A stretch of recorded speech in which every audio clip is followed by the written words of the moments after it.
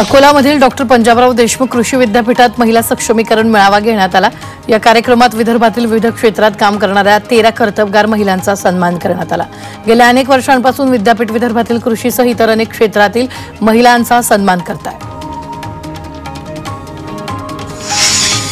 मालेगाव शहरात लावण्यात आलेले अफलातून बॅनर सध्या चर्चेचा विषय ठरलाय। मालेगावच्या साईबाबा मंदिर ते विद्यानगर भागातील रस्ता शोधून देणाऱ्याला 10 लाखांचे बक्षीस माहिती अधिकार कार्यकर्ते पंकज पाटील यांनी जाहीर केले। त्यामुळे शहरातील रस्ते कामात होत असलेला आर्थिक गैरव्यवहार चर्चेचा विषय ठरलाय। अकोला महानगरपालिकेचा 2025 आणि 26चा अर्थसंकल्प सादर झालाय। महापालिकेचे आयुक्त सुनील लहाने यांनी 10.92 कोटींचा अर्थसंकल्प सादर केला। अर्थसंकल्पात कोणतीही नवी दरवाढ करण्यात आलेली नाही, त्यामुळे सर्वसामान्यांना दिलासा मिळाला। दानवेंचा फुगडी खेळतानाचा व्हिडिओ सध्या समाज माध्यमांवर व्हायरल होतोय। जालन्यातल्या अंबड तालुक्यातल्या बठाण बुद्रुकमध्ये दानवेंच्या वाढदिवसानिमित्त संगीतमय भागवत कथेचं आयोजन करण्यात आलं होतं।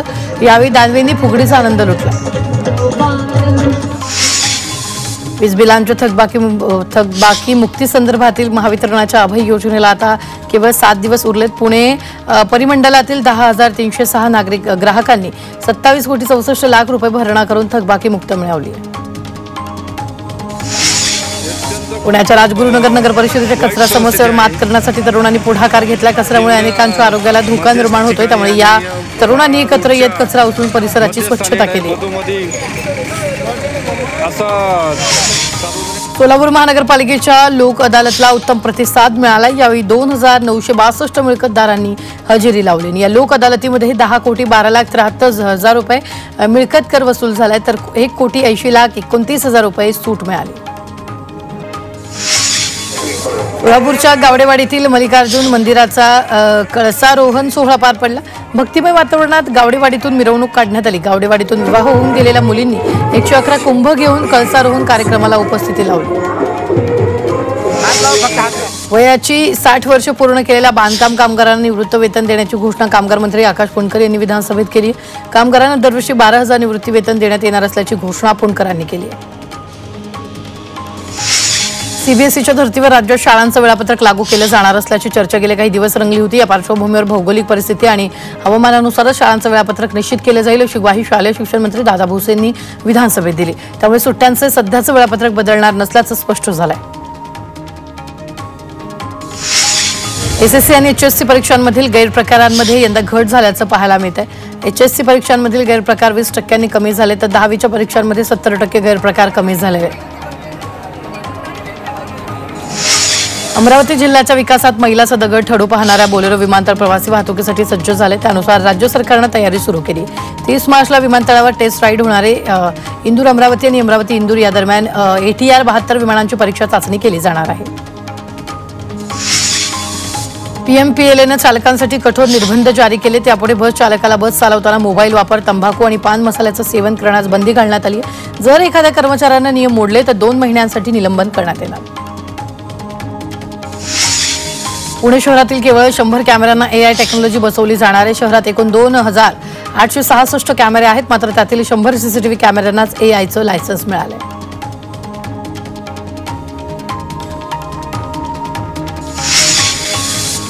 जळगाव जिल्ह्यात येत्या काही दिवसात उष्णतेच्या लाटेचा अंदाज वर्तवण्यात आलेला आहे। जिल्ह्यातील तापमान 40 अंशांहून अधिक असण्याचा अंदाज वर्तवला, त्यामुळे नागरिकांना काळजी घेण्याचं आवाहन करण्यात आलं। वाघांची शिकार आणि तस्करी रोखण्यासाठी राज्यात नवीन कायदा आणण्याचा विचार सुरू असल्याचं वनमंत्री गणेश नाईक यांनी म्हटलं। गेंड्यांच्या शिकारीला आळा घालण्यासाठी आसाम सरकारनं बिस्ताक्षणी तस्करांना गोळ्या घालण्याचा कायदा केला। याच धर्तीवर राज्यात कठोर कायदा करण्याचा विचार सुरू असल्याचं नाईकांनी विधान परिषदेत म्हटलं। नाशिकच्या जय भवानी रोडवर मादी बिबट्या आणि एक बछड्याचा मुक्त संचार सुरू आहे। एकाच आठवड्यात तिसऱ्यांदा बिबट्या दिसल्याचा दावा नागरिकांनी केलाय आणि या परिसरात पिंजरे ठेवण्यात आलेत, मात्र पिंजऱ्यात भक्ष्यच नसल्यानं नागरिक संतप्त झाले। नवी मुंबईतील वाशी परिसरात माकडाचा वावर पाहायला मिळतो। वाशीसारख्या गजबजलेल्या परिसरात माकडाचा वावर असल्याने नागरिकांमध्ये भीतीचं वातावरण आहे। मानवी वस्तीत आलेल्या या माकडाला पकडून जंगलात सोडण्याची मागणी नागरिक वन विभागाकडे करतात। सोलापुरातील विजापूर नाका ते सैफुल रोड इथं मोठ्या प्रमाणात अतिक्रमण होत आहे। महापालिका आयुक्तांनी पोलीस उपायुक्तांसह अतिक्रमण जागेची पाहणी केली। यावेळी रस्त्याच्या दोन्ही बाजूला असलेले अतिक्रमण स्वतःहून काढून टाकावं असं आवाहन पालिका आयुक्तांनी अतिक्रमण धारकांना केलं। अकोला जिल्ह्यातील रुईखेडमध्ये आग लागल्याने शेतातील गव्हाची पिकं जळून खाक झाली। शॉर्ट सर्किटमुळे आग लागल्याचा अंदाज व्यक्त केला जातोय। आगीत संपूर्ण पीक जळाल्यामुळे शेतकऱ्यांचं मोठं नुकसान झालंय। साध्वी प्रज्ञा सिंग ठाकूर यांच्या प्रमुख उपस्थितीत मालेगावात होणारं हिंदू संत संमेलन वादात सापडले। गुढीपाडवा आणि रमजानच्या पार्श्वभूमीवर पोलिसांनी या संमेलनाला परवानगी नाकारली।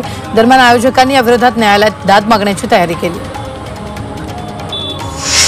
आरोग्य मंत्रालयाच्या आरोग्य आणि कुटुंब कल्याण विभागात कर्मचाऱ्यांनी कमतरता आहे। या विभागात 29% पदं रिक्त आहेत। नुकत्याच पार पडलेल्या संसदीय स्थायी समितीच्या रिपोर्टनुसार या विभागाकडे अ, ब आणि क गटांमध्ये 1486 मंजूर पदं आहेत। त्यापैकी 428 पदं रिक्त आहेत। ठाणे जिल्हाधिकारी कार्यालयावर बौद्ध अनुयायांनी मोर्चा काढलाय। महाबोधी विहार बौद्धांच्या ताब्यात द्यावं या मागणीसाठी मोर्चा काढण्यात आला आणि या मोर्चात मोठ्या संख्येनं अनुयायी सहभागी झाले।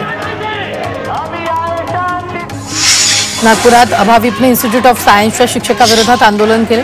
अभाविपकडून कॉलेजमध्ये जोरदार घोषणाबाजी करण्यात आली। शिक्षक मुलींसोबत अश्लील वर्तन करत असल्याचा आरोप करण्यात आला। इंटरनल मार्क देतानाही मुलांना धमकावलं जात असल्याचा आरोप यावेळी करण्यात आला। जळगाव जिल्हाधिकारी कार्यालयासमोर नागरिकांनी आंदोलन केले। शहरातील खोदलेल्या रस्त्यांविरोधात नागरिक संतप्त झाले। अनेक दिवसांपासून रस्ते अपूर्ण अवस्थेत असल्याचा आरोप करण्यात आलेला आहे। जालन्यातील शिक्षक समन्वय संघाने सामूहिक आत्मदहन मोर्चा काढला आहे। 14 ऑक्टोबरच्या निर्णयानुसार राज्य सरकारनं निधीची तरतूद करून विनाअनुदानित शाळांना 100% अनुदान देण्यात यावं या मागणीसाठी हा मोर्चा काढण्यात आला आहे। अकोल्यात प्रकल्पग्रस्तांनी अनोखं आंदोलन केले। जिल्हाधिकारी कार्यालयासमोर उठाबशा काढत सरकारचा निषेध व्यक्त करण्यात आला। प्रकल्पांसाठी जमिनी देऊन आमचं चुकलं का असा सवाल प्रकल्पग्रस्तांनी केला। नाशिकच्या येवला तालुक्यातील आडगाव इथं गेल्या 15 दिवसांपासून ग्रामपंचायतींकडून पाणीपुरवठा होत नाहीये। त्यामुळे संतप्त ग्रामस्थांनी सरपंच ग्रामसेवक यांना ग्रामपंचायतीच्या कार्यालयातच कोंडून ठेवले।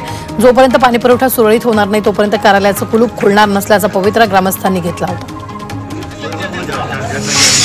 बीडमधील विनाअनुदानित आश्रमशाळेत शिक्षक म्हणून कार्यरत असलेल्या शिक्षकांना आत्महत्या केली होती। या प्रकरणी त्यांच्या कुटुंबाला न्याय द्यावा या मागणीसाठी आश्रमशाळेतील शिक्षकांनी जिल्हाधिकारी कार्यालयासमोर बेमुदत उपोषण सुरू केले। मागण्या मान्य न झाल्यास आत्मदहनाचा इशारा देण्यात आला। उद्धव ठाकरे नितेश राणेंनी विधानभवन परिसरात एकमेकांसमोर जाणं टाळले। उद्धव ठाकरे विधान परिषदेतील कामकाज आटोपून बाहेर पडत असतानाच त्याचवेळी प्रवेशद्वारावर नितेश राणे हे आपल्या गाडीची वाट पाहत होते। यावेळी नितेश राणेंना पाहून ठाकरेंनी आपला रस्ता बदलला। मुख्यमंत्री देवेंद्र फडणवीसांनी विरोधकांना टोला लगावला। कितीही प्रयत्न करा आम्ही पायात पाय घालणारे नाही।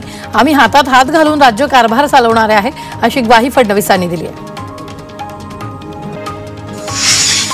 विधानभवन परिसरात आदित्य ठाकरेंनी राष्ट्रवादीचे नेते छगन भुजबळ यांची भेट झाली। यावेळी हातात हात देत दोघांनी एकमेकांची विचारपूस केली।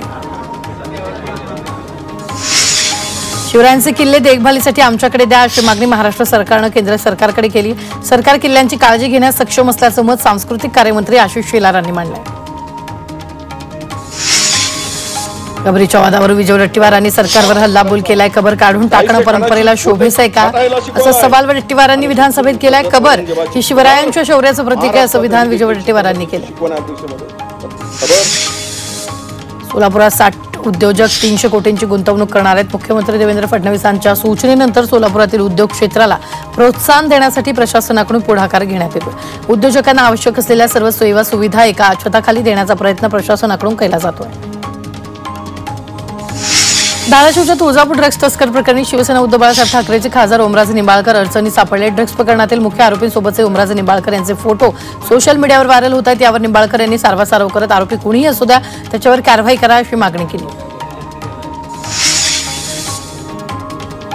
प्रशांत कोरटकरला 3 दिवसाची पोलीस कोठडी सुनावण्यात आली। महापुरुषांचा अवमान केल्याप्रकरणी 28 मार्चपर्यंत कोरटकरची पोलीस कोठडीत रवानगी करण्यात आली। कोल्हापूर कोर्टाबाहेर गोंधळ करत शिवप्रेमी कोरटकरच्या अंगावर धावून गेले। कोरटकरला कोर्टाबाहेर आणताच शिवप्रेमी आक्रमक झाले।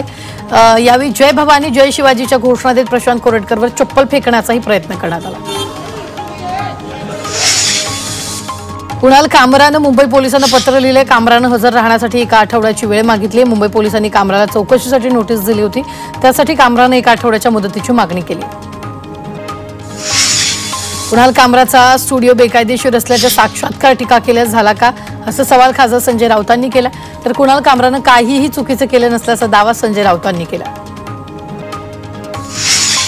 कुणाल कामराविरोधात नाशिकमध्ये शिवसेना महिला आघाडीनं आंदोलन केलेलं आहे. सावकारवाडा पोलीस स्टेशनमध्ये कुणाल कामराच्या अटकेच्या मागणीचं निवेदन देण्यात.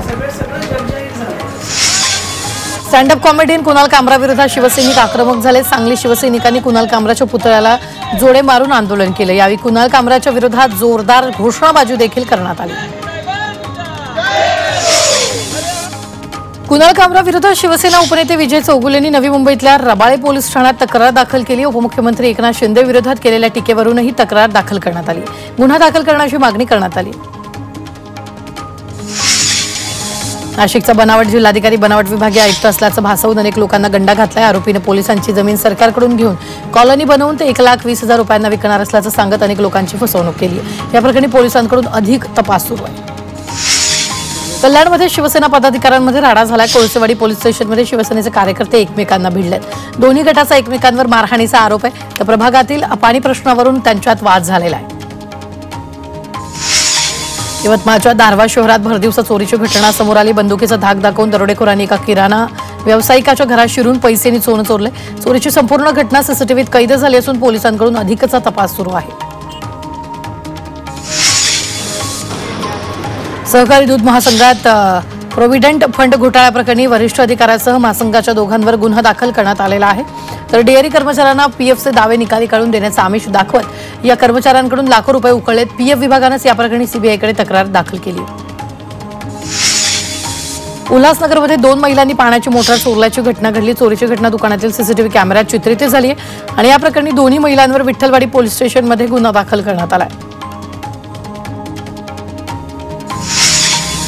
चांगल्या मोबदल्याचा आमिष दाखवून लोकांची 2.25 कोटी रुपयांची फसवणूक करून दुबईत पसार झालेल्या रियाज बंदरकर याला रायगड पोलिसांनी अटक केली. मुरुड तालुक्यातील नांदगावात रियाज चांगल्या परताव्याची हमी देऊ अनेक जणांना फसव्या ठेव योजनेत गुंतवणूक भाग पाडत होता. सुरुवातीला लोकांचा विश्वास बसावा त्यासाठी त्याने चांगला परतावा दिला होता. मात्र नंतर लोकांनी गुंतवलेले 1,78,00,000 रुपयांच्या ठेवी घेऊन तो दुबईत पसार झाला होता.